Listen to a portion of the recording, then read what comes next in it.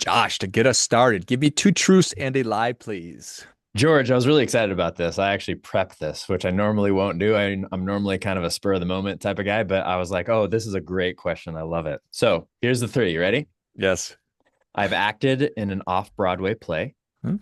I've met Johnny Cash, Whoa. and I got married in Vegas by an Elvis impersonator. You're right. These are excellent. Those are good, aren't they? Yes. They're super fun. Okay. I always like to write them down. So you acted an off-Broadway play. I'm certainly not going to rule that out because you seem like an emotive person and could certainly see you on stage. You met Johnny Cash. Wow. And you were married by Elvis Presley in Las Vegas. Whew. Man. I'm gonna say that you never met Johnny Cash. I did. I Ah, did. tell me I was about pretty that. young. You want to hear the story? So Yes, I was about 10, 11. I don't remember the exact age. I actually have a picture. I should have, I'll send you a picture of it please. later. Okay. I have a picture of me and my parents and Johnny Cash and June Carter Cash. Oh, So awesome. they came when Johnny Cash went through his kind of gospel time and near the end of his life. And he started singing a bunch of gospel and kind of becoming more religious and everything else after he did all the other things that he did during his life. He was speaking at some sort of like a religious camp or something that my dad was volunteering at. And they came and spoke and sang a song. And I had no idea who he was at the time. And now I look back at that picture with just great admiration, the fact that I got to meet, like, now one of my heroes. So Oh, that is awesome. Okay. Well, which one was the lie? I have not acted in an off Broadway play. Okay. Have you ever thought about doing it? I've acted. I've definitely never done it. Like I would consider off Broadway, like off Broadway, New York off Broadway, right? Not like my kids play or whatever. Right. So I've definitely done some acting. I have an actors page up on, the same place everybody else has an actors page. I just haven't done much with it. I've been a lot more focused on just videos and everything else that I do for myself, like most of us. But yes, absolutely. The answer is yes. The answer is once I figure out how to prioritize that time above, I would love to because I love being on stage. I'm very, like you said, emotive, maybe even some would say mildly flamboyant, especially for a straight white male. But so, yeah, I love that whole scene. So, yes, I would love to do more of that. Super cool. And yeah, technically anything that's not on Broadway is off Broadway, but It is I technically, yeah. it's kind of like how every movie is filmed in outer space because we're all in outer space. But Yeah, it's true. anyway, It's true. It's true. Yeah, I guess if you went really analytical, have I ever acted on a stage? Technically, yes, I have. right, right. So you were married by an Elvis impersonator in Las Vegas. I was. Yeah, I was. That's something that not a lot of people know, and not a lot of people are know unless they've read the book that has just come out. Because I talk a little bit about it in there. Okay. Now, was this a spur of the moment thing, or did you know your whole life that you were going to get married by Elvis Presley in Las It was a Vegas? spur of the moment. It was during a very wild period of my life where the person and I that did it kind of did it as a joke, honestly. Like some people are going to hear that different ways. You can judge me if you want to judge me. It was just one of those things that we did that was a lot of fun and made for a great story and some great pictures, honestly. You are a man with exceptional photographs floating around for sure. I do. I do. I could never go into politics. I'll just say that. There's enough incriminating photos of me out there that it would be too difficult. I think that that's probably true. And it could be that moving forward to be successful in politics, you have to have a sorted background of some kind Fair because enough. nobody's going to trust a perfect person because that person doesn't exist, Josh. Absolutely, George. Agreed. Agreed. Groundbreaking news, breaking news. There is no Yeah. perfect human being. Awesome. Well, nice work. Congratulations. You got Thank you. me, Josh. What is top of mind for you right now? Actually, it kind of goes with what we're talking about right now. So, I was buttoned up for a very long time. I've my career for the longest time has been in finance. I was the guy that, full shaven, I used to have a beard down to here until a couple months ago, but full shaven, three-piece suit, living in the best suburbs, like the life was together, the Instagram perfect family. I mean, all the things, right?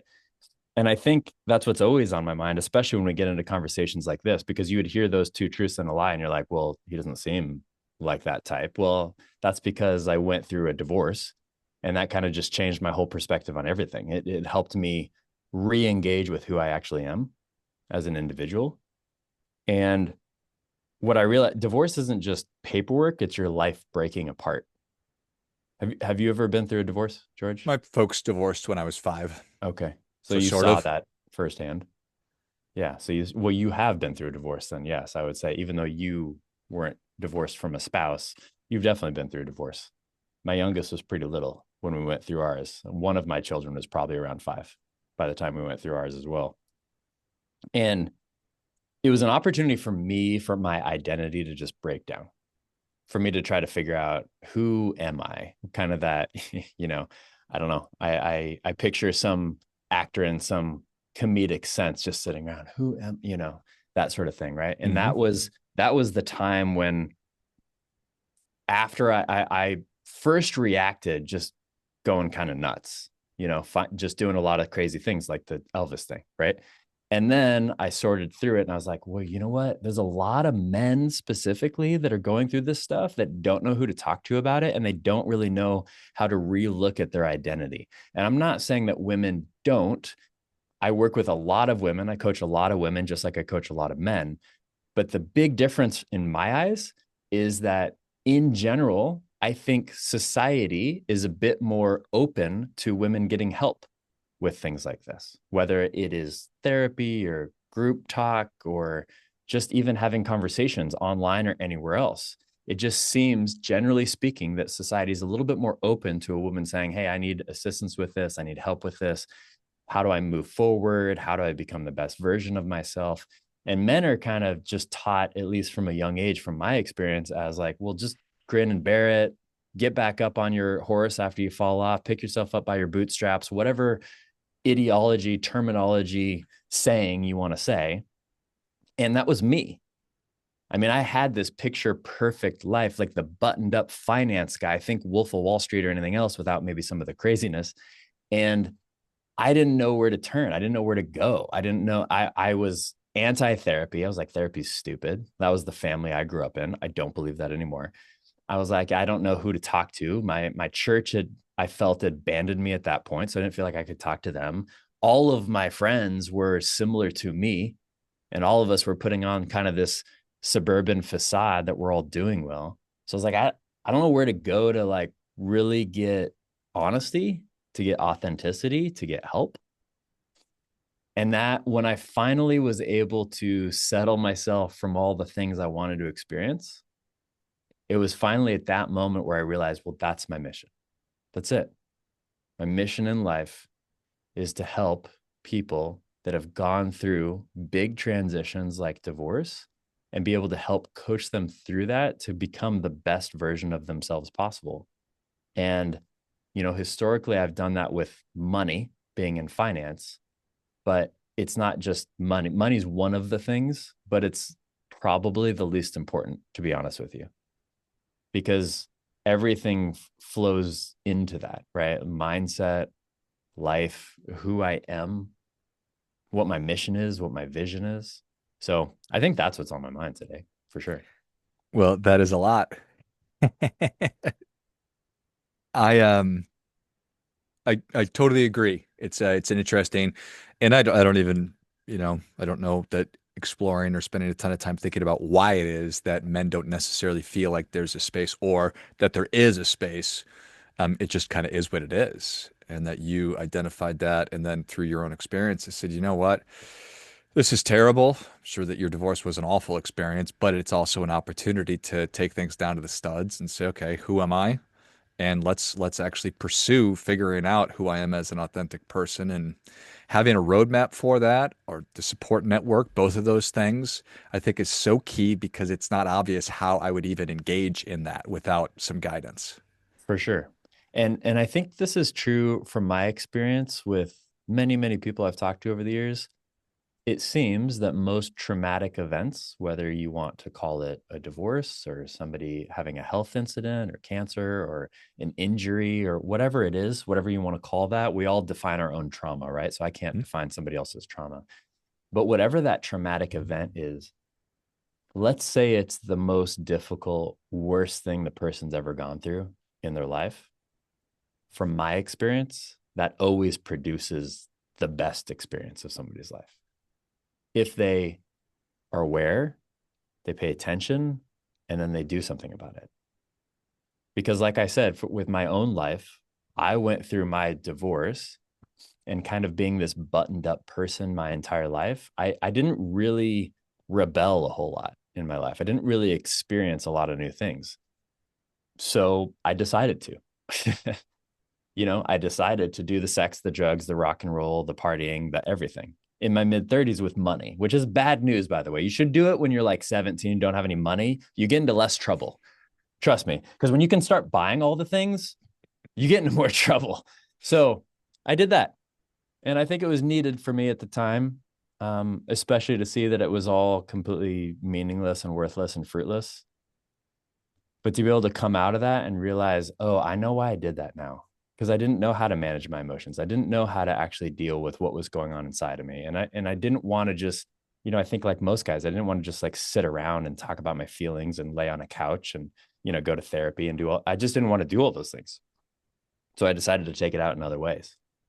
And now that I've been through that with that unique experience, especially the unique experience of finances too, I think I have a very unique way of being able to coach people in general to be able to say, hey, here, like after coaching hundreds of people now at this point, here are the things that I see. I even wrote a book last year called The Five Divorce Traps. And it talks specifically about the five things that I see that everybody going through a divorce maybe misses or minimizes or dismisses or whatever word you want to use. And I've seen it through so many different people that even people a year, 5, 10 years down the road are still dealing with some of these things. So I found that to be helpful. Well, that's a lot of really powerful stuff. Thank you for sharing that. I think that the Amish have this tradition, I think it's called Rumspringer, where young people have the ability to go out and leave the community and go drink or do drugs or whatever. And 9 times out of 10, they always come back because they experience it, they sort of get it out of their system. And I think in a lot of ways, guys need to do that. Maybe women need to do that too. I just know that I certainly had to. So I appreciate what you're talking about. Well, I can speak from experience, not experience of being a woman. I've never been a woman before, but I can speak of experience of women that I've coached. And every single man and woman that I've coached does the same thing. They just do it in different ways. Usually men act out or experience life, however you want to call it, in a different way than women do. Not always, not always. There's just more of kind of a masculine way of doing it and a feminine way of doing it. And sometimes it's the same. Like women that are more masculine sometimes will act out in the way that men that are more masculine act out, right? And vice versa. So I think we all do it. I've just noticed that the way we do it sometimes is different. Like a lot of the times, men, or especially more masculine men or masculine women, do it in actions of, hey, I'm going to, and it might be healthy things. It might be working out, or it might be work, right? Or it might Hmm. be unhealthy things like drugs and alcohol and sex and those sort of things. And from my experience, if you're more masculine, you usually do it in some sort of action like that that's related to, I don't know, something like some sort of substance, whether you want to call work a substance or working out a substance or drugs or alcohol, etc. It seems like, again, for the most part, more feminine people, men or women, tend to do it more relationally. Hmm. So it might be going from relationship to relationship to relationship, or it might be going online to get feedback or to get validation in a relational way, or it might be signing up for, OnlyFans or anything else in order to get more validation in that relational way. That's what I've noticed. So this is not true for every man, every woman, but I would say people that are more masculine tend to do it more substantive And then people that are feminine seem to do it more relationally. I think that that's really good insight. So I wrote down vanity, and I wonder if you can look at it from a guy's perspective of who am I to want to bother other people with my problems? Who am I to think that my problems deserve, to talk it out or anything like that? And there are people that have gone through way worse than me. True. So was that a question? Not sure. I think it's an excellent statement. I think it's very true. You know, George, I talk about this a lot and I'll bring it up again. And it's not something that I ever like bringing up, but I think it's important to bring it up. The highest suicide rate is 35 to 50-year-old men. Why? I don't know if I know the answer, but I have an opinion on the answer. My opinion is men in that age demographic, which both of us are, right? You're in that demographic as well, right? Because I Hmm. think we're pretty close in age. So men in this demographic, I think that there's an expectation that we kind of have our life figured out, quote unquote, right? Like we have the family, we have the career, we have the whatever, we have the fill in the blank, we have the car, the house, the whatever, right? And when all of a sudden that explodes, and it doesn't have to be through divorce, it could be through a business failure or something else.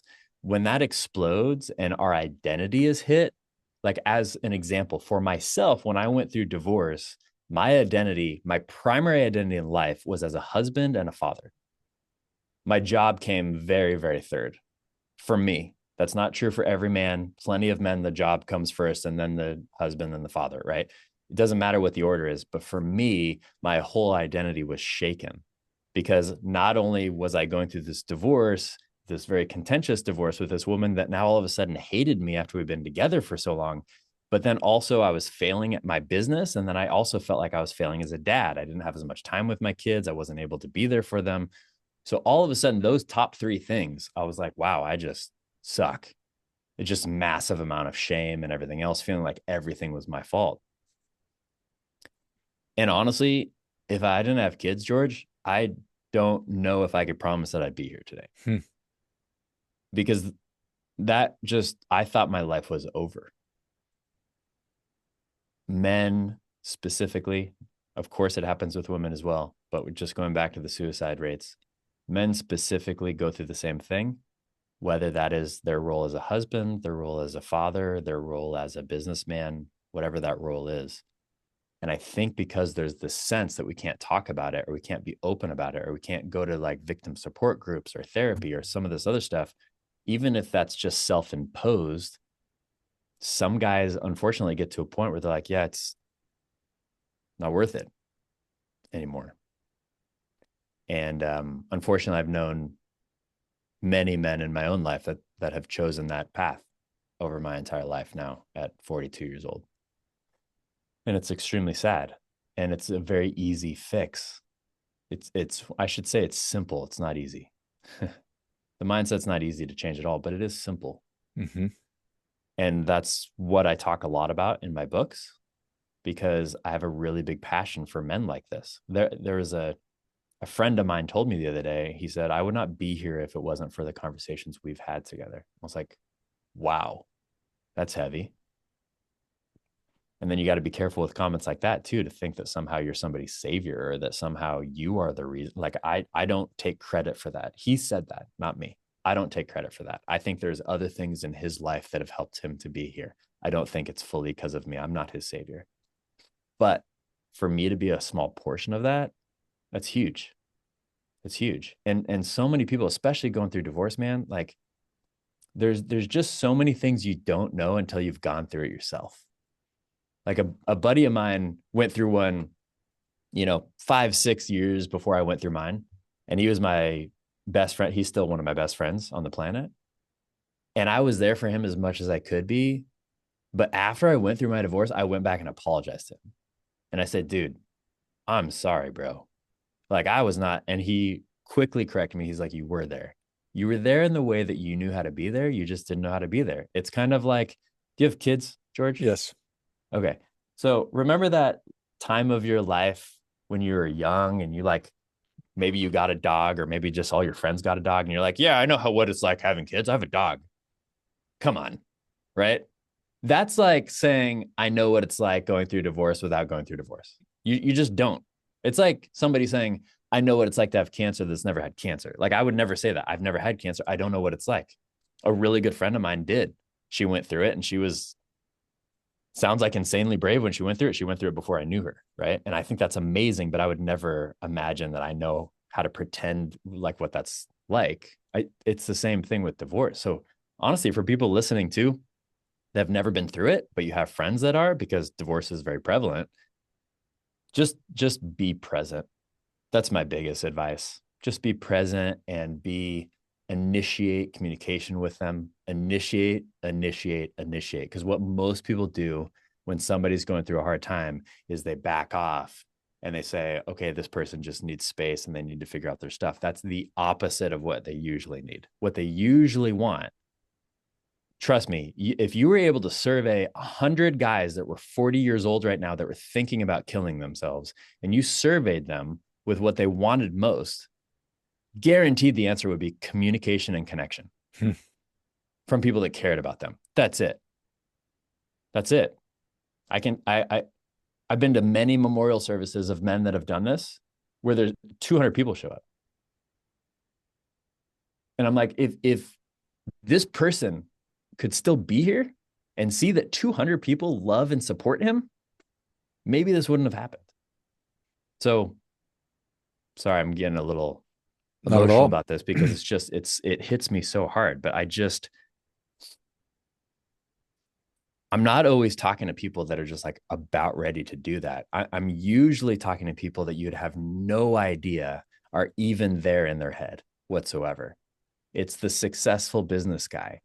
It's the successful wife, mom, businesswoman, whatever, right? It's the ones that like appear to have things together and are doing well. Those are usually the ones that are the ones that really need some help. They just need somebody to be authentic with, to be true with. Well, that's all. I think it's all 100% true and really powerful. It's 35 to 50. That's the age range of suicide. I believe so. It's really interesting. I mean, I can certainly, when I was 35, that's when I sort of discovered the work, for lack of a better term, of just getting to know myself. And it stemmed from a lot of feelings of unworthiness, even though from the outside looking in, probably everybody would think, oh, wow, this guy's got the world by the tail, kind of like you're describing. But I felt wholly unworthy of most everything in my life. And so I didn't want to feel that way anymore. And so fortunately, I was able to discover, and I'm 47 years old today. So I'm at the far end of that. And I'm still doing this work more so maybe than ever. And so I share that just to let everybody know that it's for you. You are worthy and deserving of the life that you want and feeling how you are and discovering the real authentic version of you and then living that version. But we're not entitled to it. So we actually need to do the work. So that's why it's so valuable what you're doing and having these kinds of conversations, because it does make it just allows people to say you could be comfortable raising your hand or starting to talk about squishy stuff that maybe you never would before, because there's plenty of guys, in fact, all of us and the most successful people among us are doing this kind of work. So I very much appreciate it. I appreciate that. And also, just to be really clear, I'm not a therapist. I don't do therapy. I don't know how to do that. I don't know how to go back and help somebody look at their childhood trauma and bring them forward. I don't know how to do that. There's plenty of good therapists out there, and there's even more worse therapists out there. So be very selective when you choose the therapist. I'm a coach. I'm the guy that's like, okay, here's where we are at today. How do we move forward? How do we actually make what's happened to you missional in your life? Because that was the piece I didn't have, which is why I just went off the deep end after my divorce and decided to go crazy.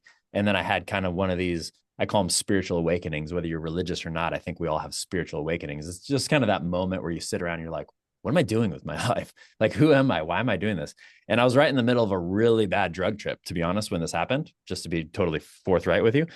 And I was tripping my balls off. And then all of a sudden, I just had this moment of clarity of like, this isn't you. Is this really what you want to take all of your experience and all of your life and everything that you've gone through? Is this what it's for? Is it just to be able to sit around and absolutely not impact anyone else on the planet? And my answer was immediately no. And then I never did that stuff again, which was really cool. Those Happy about that. moments where it's sort of you realize, is this it? Is Mm, this the body I want to bring with me into the next stage of my life? Is this the financial situation that I want to bring with me? Are these the relationships? Ask that question and sit in it for a little bit. I know that I have, and I appreciate you sharing that. So, thank you. well, Josh, these have all been a lot of difference making tips, but we are ready for your difference making tip. What do you have for us? A difference making tip. I think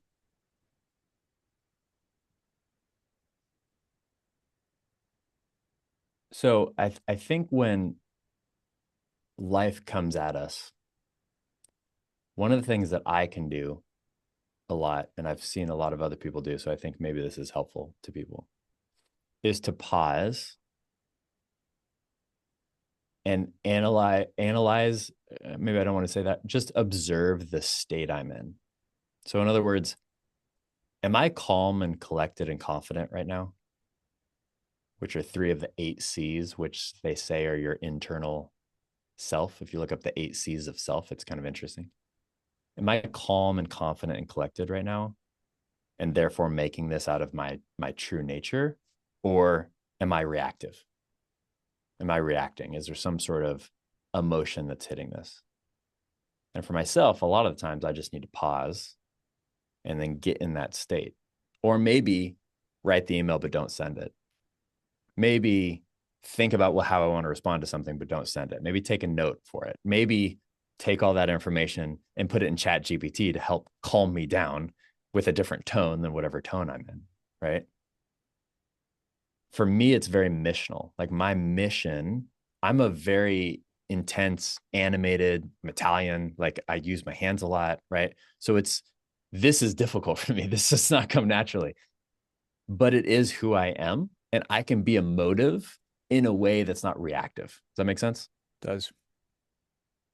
So I think for me, it's just, I would say the tip is when you feel something rising up, take a moment, take a breath, go for a walk, move your body.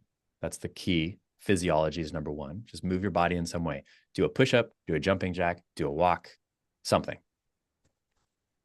Calm yourself, get collected, and then realize how to respond to something versus being reactive. Well, I think that is great stuff. That definitely gets it. Come on. So much wisdom there, man. Just take a pause, move your body a little bit, and then fire off that crappy email to that jerk that you've been waiting to email. Or don't. Thank you. Well, Josh, thank you so much for coming on. Where can people learn more about you? How can they connect with you? Where can they get their copy of The Gospel of an Ex-Derelict? Oh, great question. So, a couple things. There's two books, so either one that might be interesting to you. There's Avoid the Five Divorce Traps, which I would say is specifically for people either going through a divorce, about to go through a divorce, or have gone through a divorce. I would say even in the last 5 years, it's still going to apply to you. That one right now is on sale for only $7, and I wanted to offer for your show that if somebody goes and buys it, there's a bonuses that I'm going to give them specifically that I won't give anybody else. So you're going to get the Ex Derelict playbook for free. 5 habits to rebuild your life. Okay. So for that one, you can go to divorcetrapsbook.com. Divorcetrapsbook.com. And if you want to find out more about the other book, go to xderelict.com/book. Excellent. And Yep. this is that EX or letter X derelict? EX. Yeah. exderelict.com/book. And that's the same website. You can find all my socials and every information about me and all that sort of stuff. Excellent. Well, if you enjoyed this as much as I did, show Josh your appreciation. Share today's show with a friend who also appreciates good ideas. Pick up your copy of Avoid the Five Divorce Traps if you are anywhere within 5 years of divorce, because there are opportunities to be more thoughtful, to do good planning, to prepare yourself, because as you go through that awful process, you're going to have to come out the other side of it. So you might as well position yourself for success, and then go to xderelict.com/book and check out all the great resources. And the other website was divorcetrapsbook.com. I think I got those. And I'll certainly Yeah, put all of got it. those in the notes of the show as well. Well, Josh, I appreciate your work. I appreciate you coming on and telling a little bit of your story and giving us all this insight. So thank you very much. You're very welcome. And I'm going to send you that picture of me and Johnny Cash. So Yes, yes, yes. that'll Perfect. be there for as well. Love it. All Thanks for right. having me, George. Yeah, Appreciate you, for man. sure. Finally, friendly reminder, there's never going to be anybody more interested in your financial success or just your general success than you are. So act accordingly.